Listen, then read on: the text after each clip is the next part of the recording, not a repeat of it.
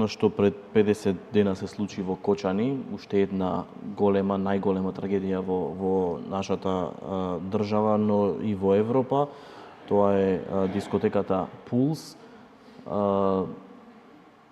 Видовме доста видео содржини по социјалните мрежи, видовме како се обидуваат дел од присутните и со ПП апарати да пристапат и да се обидат да го изгаснат огнот, но тоа е безуспешно.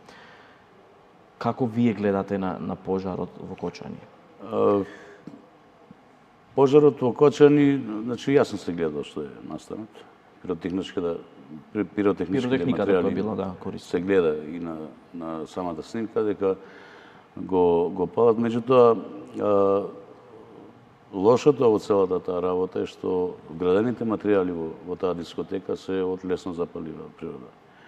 Така да видовме колку брзо пламна сето тоа, кога, ајде малку стручно, кога пожарот е во таванската просторија или во таа горна зона на висок притисок, така ние го викаме стручњаците, тогаш брзо се шири по таванот и пиролитички брзо делува на било кој предмет, па и луѓето што се долу.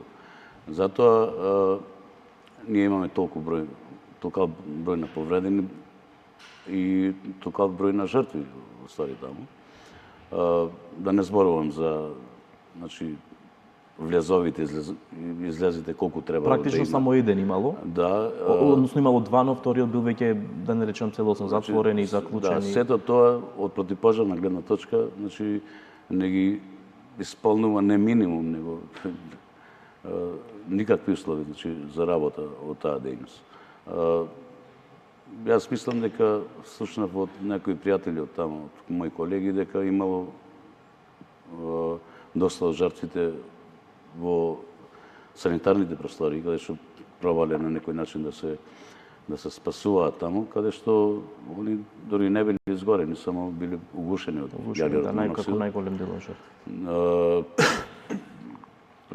Што е знак дека многу брзо, значи, човек може да насада од вакви пожари при вакви ситуации. Ако хипотетички замислиме дека објектот бил по сите стандарди и бил изграден од материјали какви што требало да биде изграден, каква разлика би било во време ако сега горел за 2 минути, како што сега не е тоа официјален временски период во кој што се изгорел објектот, но според снимките од пред и потоа, таа е разликата, 2-3 минути. Колку треба да гори еден објект доколку настане пожар?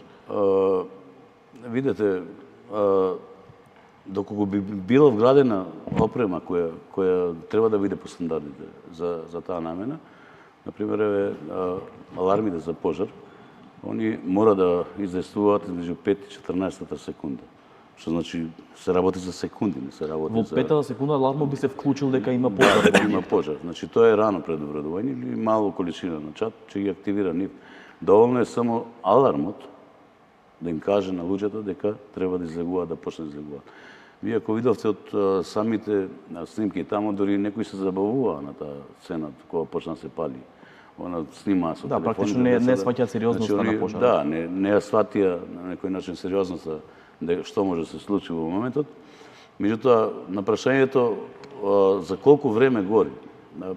Порано пред 40 години, кога имаме некои други материјали вградувани во нашите станови, требаше може измеѓу 15 и 17 минути да се случи тоа. Меѓутоа сега со новите типови и нови врсти на материјали кои ги вградуваат во нашите дневни соби или било каде во становите, треба измеѓу 3 и 5 минути да изгори една соба. Вие ни доставивте едно видео, практичен пример за